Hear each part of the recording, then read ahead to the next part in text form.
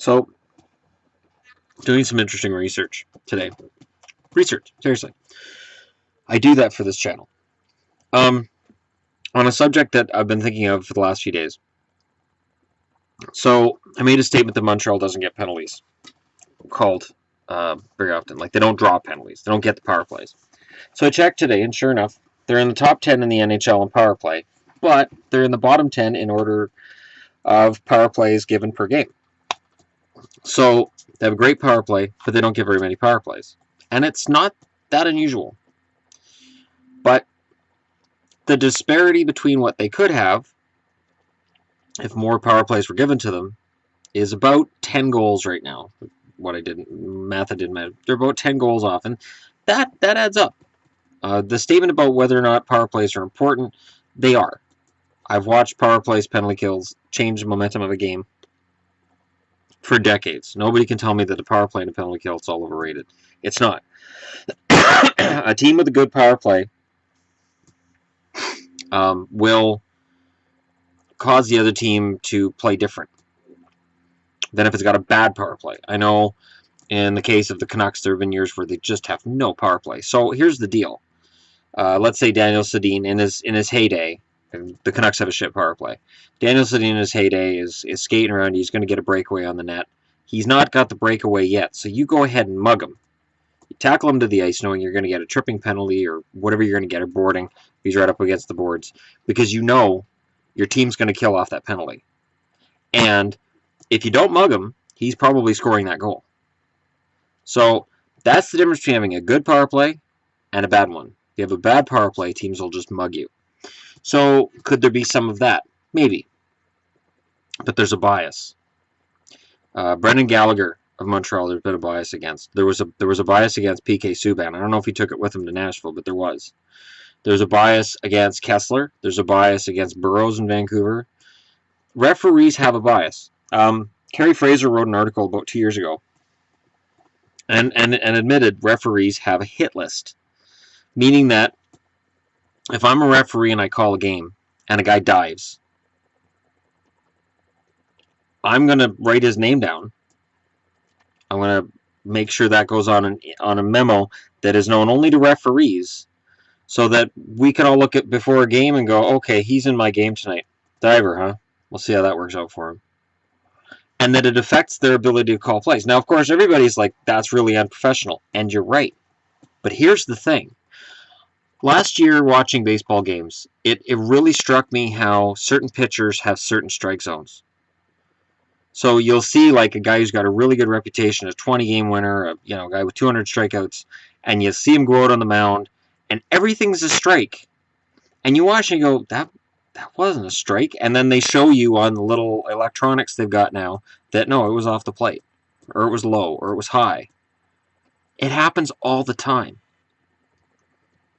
Then the other pitcher comes out, and that same pitch, ball. Football. I watch teams get calls that they shouldn't. I watch a play where I'm like, okay, that's pass interference, not called. And basketball is infamous. Basketball's infamous for protecting the big-name players.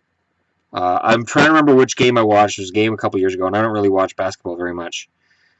But I know basketball well enough to know that I was watching the game, and LeBron did a move for a slam dunk, and I'm like, that's a travel. Like, he pretty much walked from the top of the key, and I was like, that's a travel. How is that not a travel?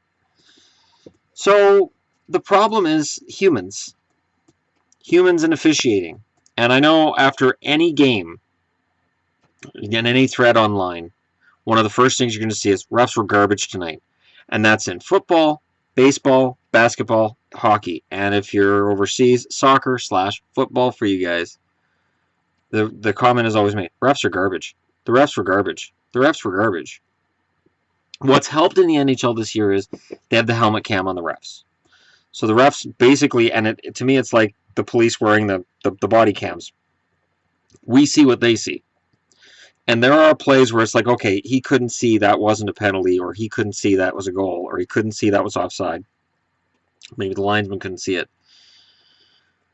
But with all the replays and all the second guessing that goes on, it's made it easier to target referees. Now, I don't agree with internal hit lists, but I get it. I've watched Burroughs his entire career, and if he's on a list somewhere, it's a good list. I watched Kessler's entire career in Vancouver. If he's on a list, good list. As I said, I don't agree with it, but I understand why it's there. See, referees are vilified by fans. They're not always respected by players or coaches or GMs. So referees are going to have to kind of stick together on their own. They have their own union. They don't get all the multi-million-dollar contracts. And referees have to skate the full 60 minutes. Referees and linesmen skate a lot. It was some absurd amount of skating that they do per game that was posted at one point. Having the two referee system helps. The figure I got in my head was from when it was one referee. Although I do think that the game with two referees is no better than it was with one. The big difference between referees now and referees 20 years ago, and there's a reason I'm looking up. Check it out, guys. Pro Set. I got these 2 years ago. But there's a reason I'm thumbing through these. And for guys who collect hockey cards, are like, oh god, he's not going to. He's not seriously going to do this. These cards were famous for a couple of things. I mean, Pro Set was famous for the amount of errors they had in the sets. And it was crazy. But referee cards. Now, the thing to remember with referees is, first off, that's a horrible picture of Ron Asseltine. It looks like he's basically, I've really got to cut one. I'm going to cut it towards this player bench or towards this fan behind me. There's Dan McCourt. Now, the weird thing is, I remember all of these referees. I remember them all. You'll notice that other than Asseltine, none of the guys in these cards were wearing helmets. And with every referee, you'd look and you go, okay, this is going to be a long night or this is going to be fun. Kerry Fraser was one of my favorites. I can see why he's a spot on TSN. Bill McCreary, in the beginning of his career, was not one of my favorites. Towards the end, he was. But in the beginning, I hated it. If it was a Canucks game and McCreary was calling it, I knew it was going to be a long night for Vancouver. And that's just how it was. Now, when I watch a game now, and they just briefly put up, here's the officials tonight, I just ignore it. I don't even notice who the referees are anymore. I went to a referee's webpage that tracks who's refereeing what games. Like, this referee's refereeing his 1,000th game between Calgary and Nashville. I have no idea who he is. I don't have a clue who he is. I don't know who the referees are anymore. So, I'm sure players do. I know players still look, and referees don't have their names on the back anymore. It's just the numbers. But the fact that this list still exists means that you can try to tear out any individual acknowledgement for referees, but you haven't added to the game. And as a fan, like I said, I appreciated knowing who the referee was, because I'd be like, okay, I'm getting this guy. Could be a long night. Could be killing a lot of penalties. Could be some shitty calls. Or, awesome, this referee lets him go and lets him play hockey, which is another issue.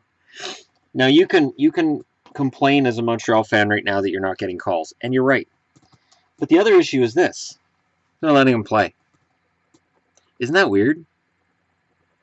Like, in baseball, if a guy slides into second base and he's tagged out, you don't see an umpire go, safe, and hear the guys up in the broadcast booth say, well, he should have been out, but they're just letting them play.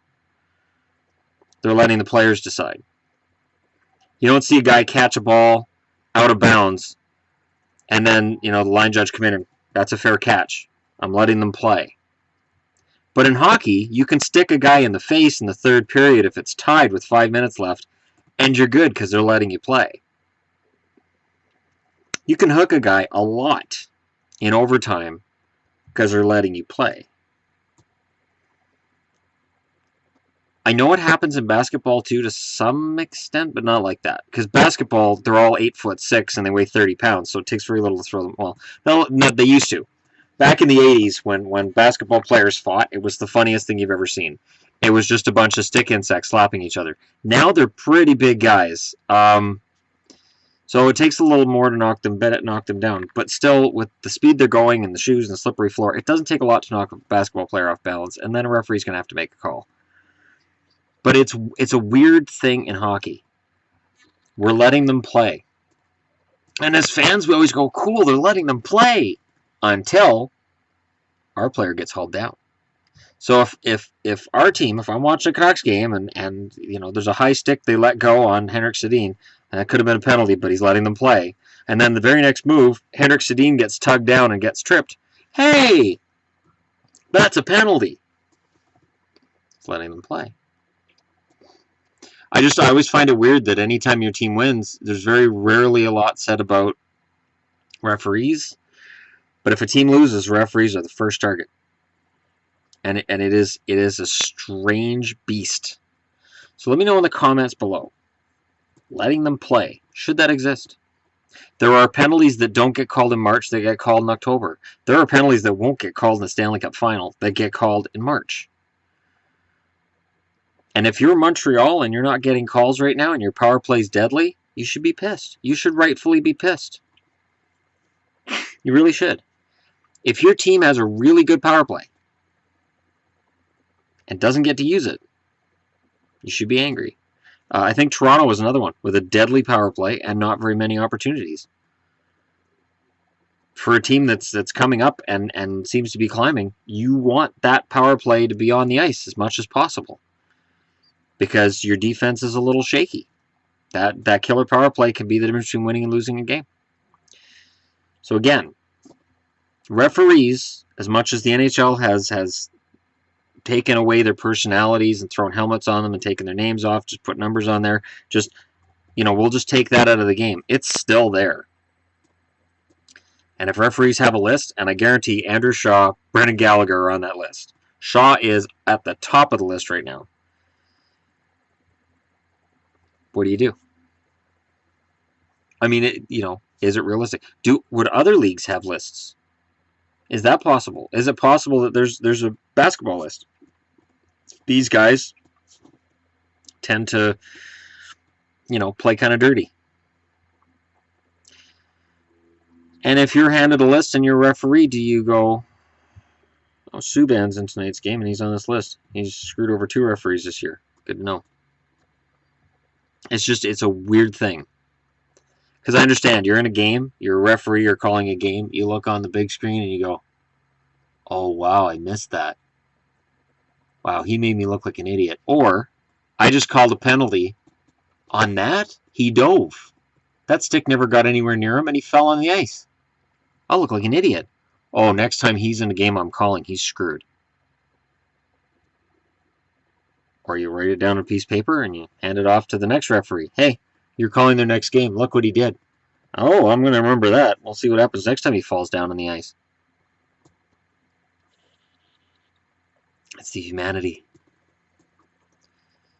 But to me, still the most egregious thing in sports is the strike zone in baseball. I'm sorry, it actually has got to the point where it's freaking ridiculous. Because you have all these electronic sensors that say, hey, these are the balls, these are the strikes, and umpires are still calling whatever they want. And I'll close on this, even though it's baseball. Greg Maddux was the best example of that. Greg Maddux, the best pitcher I've ever watched, bar down. And I watched Nolan Ryan and Roger Clemens and all them. But Greg Maddux had the best strike zone in baseball because he was Greg Maddux. So he got every single borderline call as a strike. And Randy Johnson kind of had that too, which is, he was kind of a wild pitcher and just these wild pitches, and you'd be like, okay, that was a strike. Seemed a little off the corner, but he'd get the call. So let me know on the list below if you guys are fans of other teams and players I haven't mentioned. Who do you think is on that referee's list right now? Who are the 10 that you think would be on that list right now? I could see Steve Ott being on that list. I could see Jordan Tutu, if he can get into the NHL and play regular games, I could see him being on that list. There's a lot of guys that could be on the list. So me know what you think. And which referees do you think are really good and which referees are really bad? Because here's the thing, like I said, 25, 30 years ago, we knew who every referee was. And part of the conversation after the game was that was a Kerry Fraser game, that was a Bill McCreary game, that was a Dan McCourt game, that was a Van Asseltine game, that was I gotta find him. All right, I went and found it. Jim Schoenfeld, have another donut. Have another donut, which was sent towards. Yeah, okay, I'll go through this. May 6, 1988, a day that'll live in infamy for the NHL. New Jersey Devils just lost 6-1 to the Bruins, and Schoenfeld confronted Don Koharski after the game. There's never any doubt Schoenfeld confronting Koharski or that he verbally assaulted him. However, the video appears to show Schoenfeld didn't actually bump Koharski. Appears Koharski may have misstepped and his skate blade gave out. Okay, you're gone now, you're gone. You won't coach another, shouted Koharski. Schoenfeld shot back. You fell and you know it. You know you fell. I didn't touch you. Koharski, you're gone, and I hope it's on tape. Schoenfeld, good, because you fell, you fat pig. Have another donut. And then, of course, the next game, because Schoenfeld hadn't been suspended, was refereed by Scabs. The referees all decided to strike that game. So that's just an example of how this can just blow up into something much bigger. And Mike Sullivan getting kicked out of a game last week. This is the stuff. This is where referees become the story. Koharski, yeah, have another donut, you fat pig. That was the only part of that I remember. That was the only part that was played. Not that anybody had tripped. But I remember Schoenfeld was played as the villain in that. And yet, to me, it just seemed a little off. All right, let me know in the comments below what you think. And don't forget to hit like and subscribe if you're browsing your way through. And I will definitely be back with more content by the end of the day. In fact, Henrik Sedin, 999 points. They're playing at home to the Florida Panthers tonight. All of the children in this house, with the exception of my son, will be out at that time. If I'm going to live stream, tonight will be the night. I've already talked to Yvonne about it. Said, look, tonight I might want to do a live stream because I don't have to work tomorrow. The game starts at 7 o'clock Pacific, 10 o'clock Eastern.